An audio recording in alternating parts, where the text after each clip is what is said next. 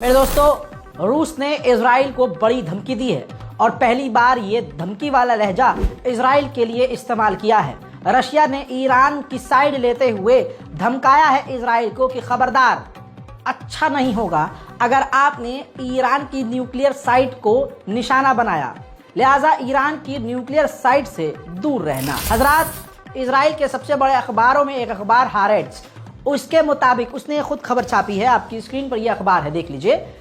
इसने खुद कहा है कि सऊदी अरब पहले ये चाहता था और बार बार यही कोशिश करता था कि अमेरिका और इजराइल ईरान पर हमला कर दें।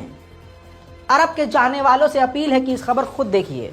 इजराइल खुद कह रहा है कि ईरान पर हमला सऊदी अरब चाहता था, लेकिन अब वही सऊदी अरब मना कर रहा है, बार बार अमेरिका से रिक्वेस्ट कर रहा है कि मेहरबानी करके ईरान पर हमला न होने दें। इसकी वजह क्या है?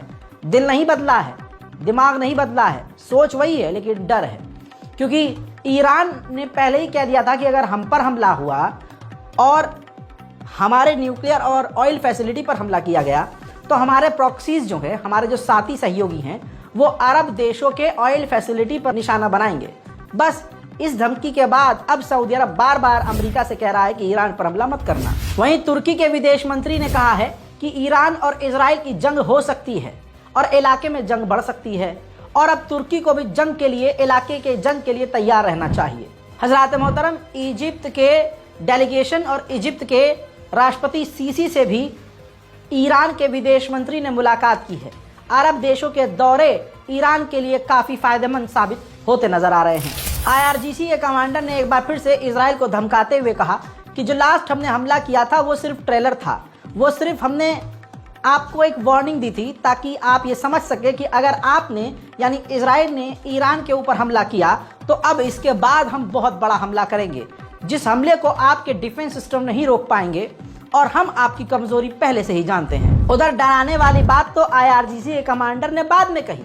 उन्होंने कहा कि बहुत जल्द हम दुनिया के सामने रिवील करेंगे, यानी दिखाएंगे अपने खतरनाक टॉप मोस्ट एडवांस हथियार, नई तकनीक से लैस मिसाइलें, और ये तमाम हथियार हमारे न्यूक्लियर कैपेबल होंगे। यानी अब ईरान परमाणु बम की बात सीधा कर रहा है। कल के अपडेट में मैंने आपको बताया था कि ईरान ने परमाणु पर बात करना अमेरिका से बंद कर दिया है और 24 घंटे के अंदर अब IRGC की टोन ही चेंज हो गई है और अब वो परमाणु हथियारों की बात करते हुए सुनाई दे रहे हैं। ईरानी कमांडर, IRGC के कमांडर जिनकी मौत लेबनान में हुई, उनके फ्यूनरल में पूरा ईरान उमड़ आया।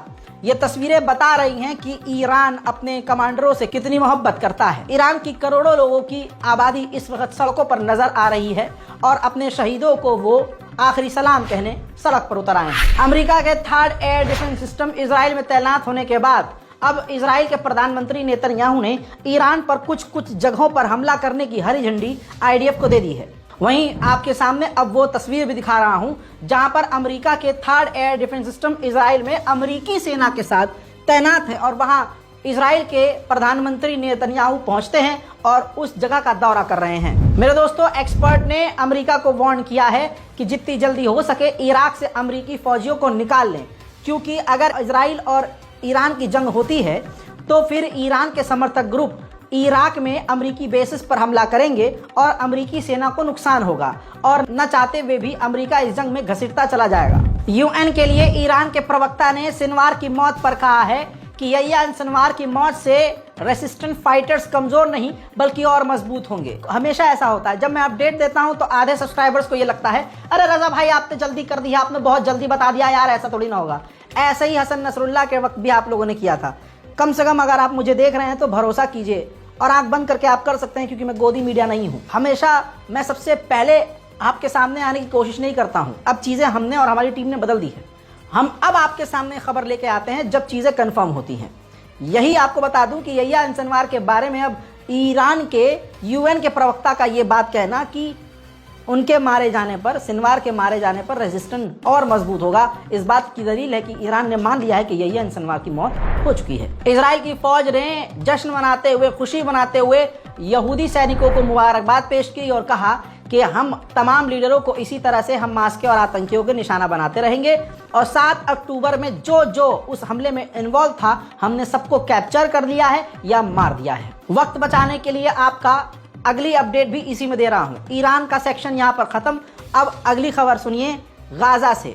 गाजा के सपोर्ट में इराक के समर्थकों ने यह वीडियो जारी किया जिसमें इजराइल के ऊपर ड्रोन दागने का मामला दिखाया जा रहा है। इस ड्रोन को इजराइल ने मार गिराया है। खबर यह है कि अमेरिका प्लान तैयार कर रहा है कि इस जंग के बाद गाजा का क्या होगा, लेकिन उस प्लान को अमेरिका अभी नहीं बल्कि अमेरिकी चुनाव के बाद रिवील करेगा। वहीं यूएन ने कहा है कि आने वाली इस सर्दी में लगभग 3 लाख से ज्यादा फिलिस्तीनी गाजा में जो रहते हैं वो खतरनाक भूख और ठंड का सामना करके मौत के मुंह में जा सकते हैं। उधर रजब तैयब एर्दोगान तुर्की के राष्ट्रपति ने अरब लीग से फिर रिक्वेस्ट की है कि इजराइल को हथियार देने में आप पाबंदी लगाइए और साथ ही इजराइल पर पाबंदी लगाइए। अरब देश जॉर्डन के लोग सड़कों पर हैं और फिलिस्तीन के लिए आवाज उठा रहे हैं।